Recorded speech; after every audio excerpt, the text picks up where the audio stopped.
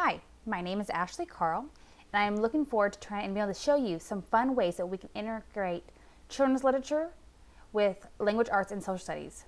Most of the times you can get away with teaching children without them even realizing they're learning. Now we're going to use 3 books today that kids love.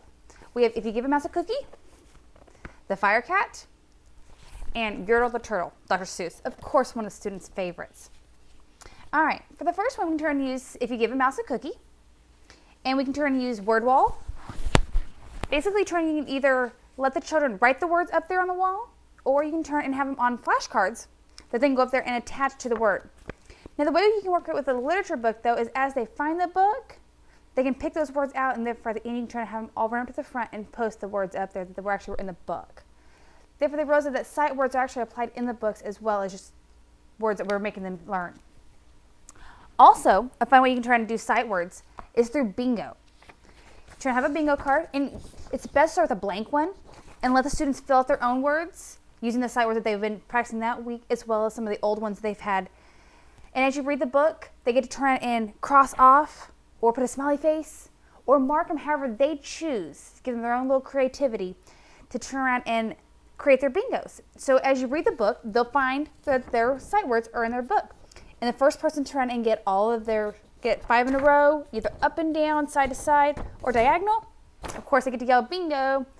And you can make the reward something as simple as a sticker or a line leader responsibility, or anything you really choose. The best thing is to keep it simple, that for students don't end up expecting a lot more of the bigger prizes, which cost a whole lot more money, and the children just don't even need them. It's just the fun stuff they get to enjoy.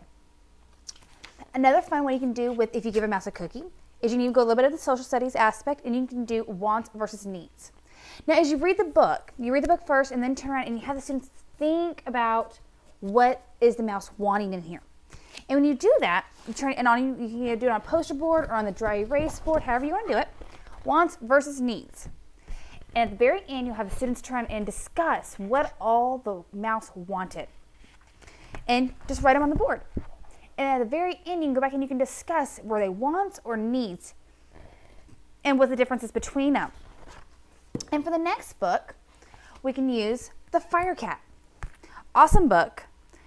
And with this book, it talks about a cat that was a loner, just a stray cat that ends up having the important role of basically the fire dog, but in the fire cat. And with this book, you can easily discuss the different service responsibilities of the fireman. You can even go into what the cat does. And therefore the students can get a little bit on a silly idea of how much fun a cat's responsibilities are. Up on the board, once again, you can turn and you can list service jobs. Let the students sit there and think and raise their hands, take turns, deciding on different service jobs that they can do. Firefighters, police officers, nurses, doctors. And it gives the students an opportunity to really see the different service jobs that are out there that are required to make our society actually go around. Students a lot of times are so worried about themselves that they forget to think about other people and the responsibilities that other people have that help us have our days go by smoothly. Another game we can play that helps to connect literature, children's literature with language arts and social studies is we can use the fun book of Yertle the Turtle. You gotta love the Dr. Seuss names. All right, with Yertle the Turtle, turn and you can start reading it as normal. And you have a choice. You can either have the students turn around and be up at the board, and as they hear rhyming words, write them up there. Once again, I've got it on a poster board, which you can use either a poster board or you can use the dry erase board, the projector, however you want to do it. But you get the rhyming words. And the students turn and actually get to write on the board with their own handwriting rhyming words. And like I said, you can either do it as you read it, they can write them up there, or at the end you can have them think back and try to recall some of the rhyming words. Like for instance, it says on the second sentence, it says, a nice little pond. It was clean. It was neat. The water was warm. There was plenty to eat. And therefore, eat and neat, of course, are rhyming words. Let the students write it up there. They're simple words, and then you can even go back and discuss the chunks that are in there that you're easily to remember together. The turtles had everything turtles might need, and they were all happy, quite happy indeed. of course, need and indeed. And this entire book is full of rhyming words. It's actually always famous for. This is kind of fun because, like I said, it talks about, you can even, if you want to bring a little bit of science into it, about turtles and the environment and atmosphere in general.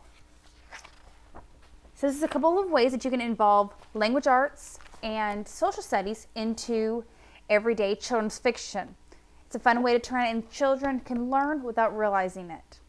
And again, the literature bingo, the sight word bingo, you can use for any book in any set of sight words. Let's get children try and explore and have a little bit of creativity with their own words. Thank you, and I hope you found this helpful. You guys have a blessed year. Thank you.